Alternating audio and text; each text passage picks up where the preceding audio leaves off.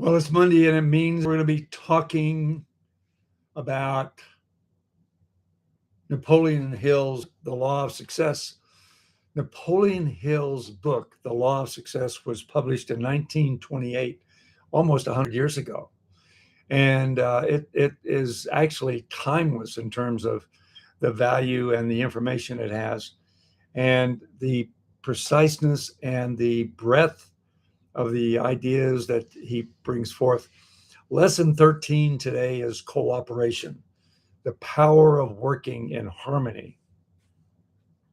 Napoleon Hill teaches that no enduring success is achieved alone. Cooperation is the ability to work in harmony with others toward a common purpose.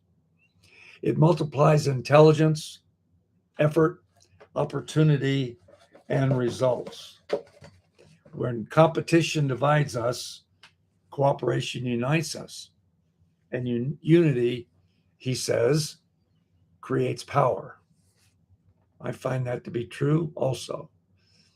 Success does not come to man who goes it alone, he says. I'm thinking about that in relation to this week. This is Super Bowl week. Super Bowl will be played in 6 days, and we're looking forward to that game. But just thinking about the whole process of teamwork and football, and the thing is that you've all got to be working together, but not doing the same things. There's only one quarterback on a team. There's only one left defensive tackle. There's all these positions that, while they don't do the same thing, they have an active alignment together. The true cooperation, Hill says, is not passive agreement.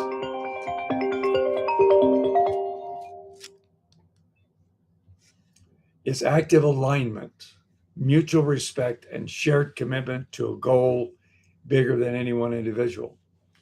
So there's several talking points that we want to get to in terms of this concept.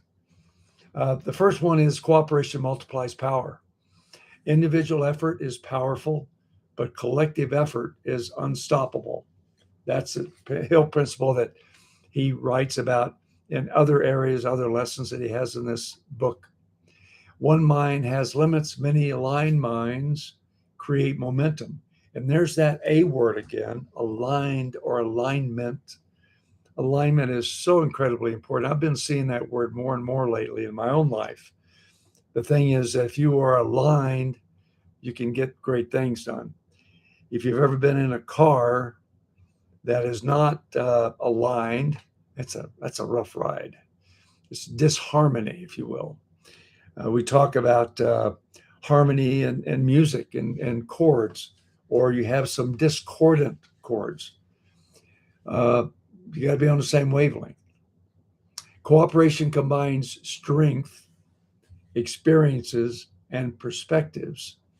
And while we're saying that about strengths, it also minimizes the weaknesses, because what is weakness in one will be a strength in another. So weaknesses sort of subside because the weakness of one is a strength of another.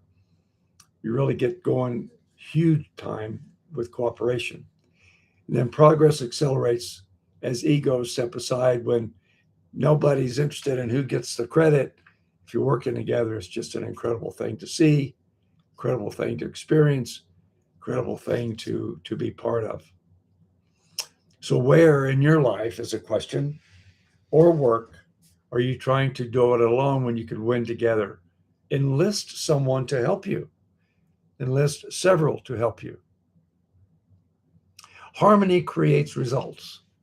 Harmony is based upon understanding of the viewpoints of others.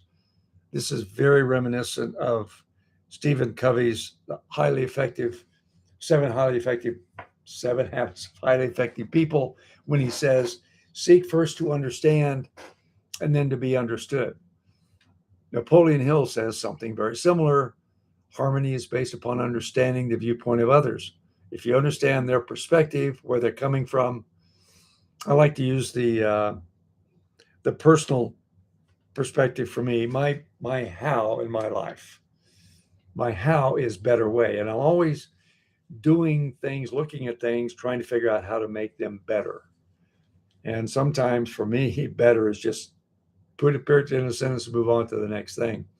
But uh, those around me know that I'm always trying to make it a little better, trying to figure out how to do it in a better way.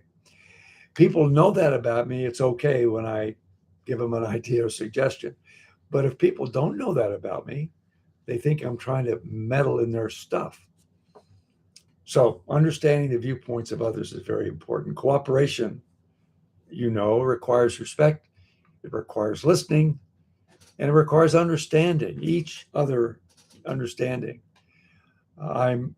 If you've been listening to these talks at all, you know that I am a why trainer, WHY trainer, and it's important for me to know my own why and also to communicate that to others when we are getting into a relationship.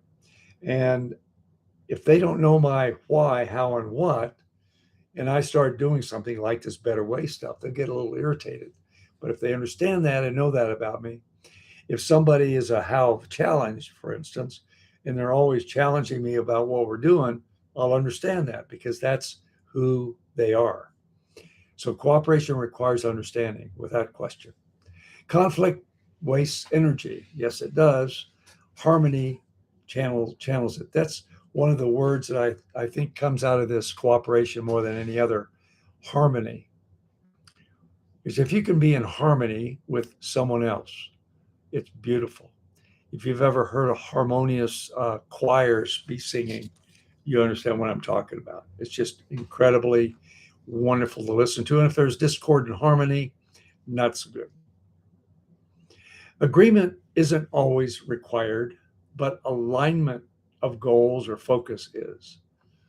So the quarterback calls a play, and the left guard may not like that, but that's okay.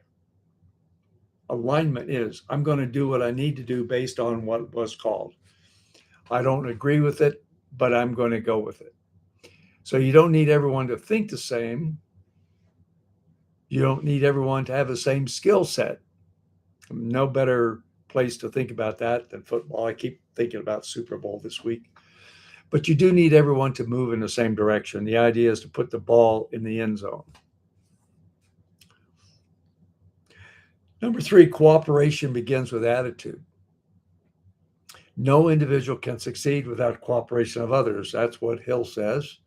Cooperation is a mindset before it's a skill. It's a mindset. I'm going to cooperate. Cooperation requires humility, openness, and trust. Trust. People cooperate with those who make them feel valued. And so that goes back to understanding. If I'm understanding you and you and I are communicating, and you know that I value you as a person, as an input, you're going to be more willing to move along. Even though you don't agree with the specific call in that play, you're going to go with it because there is time and you feel valued. So talking question for you is, what attitude do you bring to group situations? Do you bring an attitude of cooperation and contribution, or do you bring an attitude of competition? I've been in groups where people are more concerned with getting their point across than they were with getting the job done.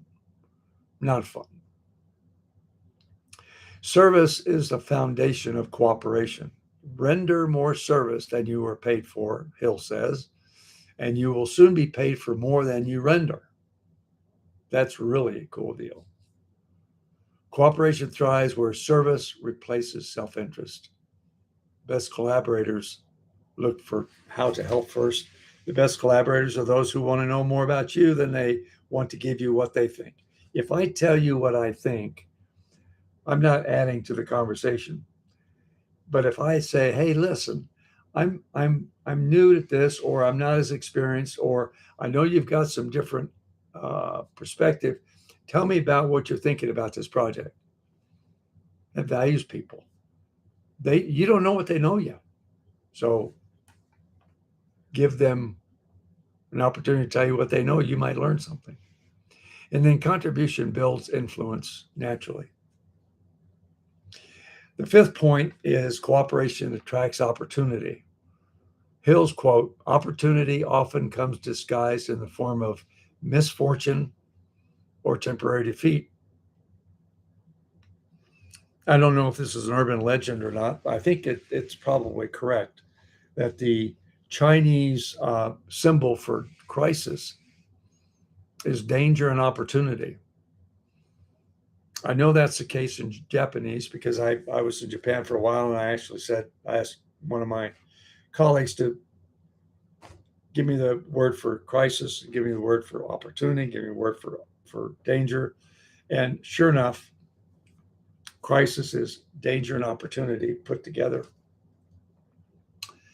Cooperation relationships open doors you can't open alone. Allies appear when trust is established. Yeah, you need allies when you're doing a project, certainly. And networks grow through generosity, not transactions. Be generous.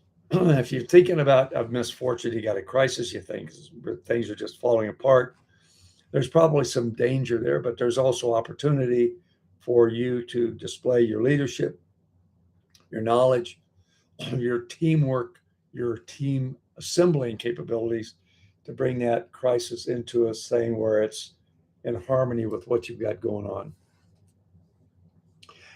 Reflection. Here's a couple of questions for you to think about. Where am I resisting cooperation due to pride or fear or control? And who could I partner with to achieve more than I can alone?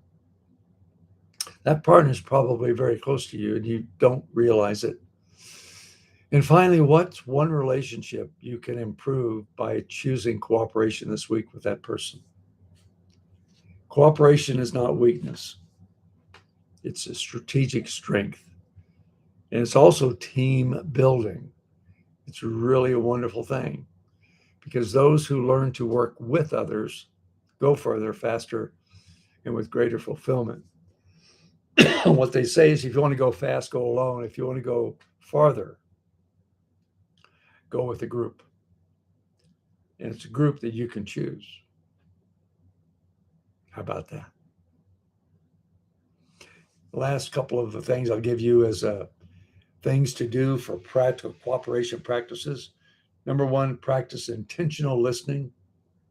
Number two, replace competition with contribution. Ask regularly, how can I help this program or process? Number three, clarify the common aim. What are you trying to do for sure? So maybe review that periodically. And in fact, in the course of a project, that may be that the common aim may change. Fourth, build trust through reliability. Be reliable in your dealings with people.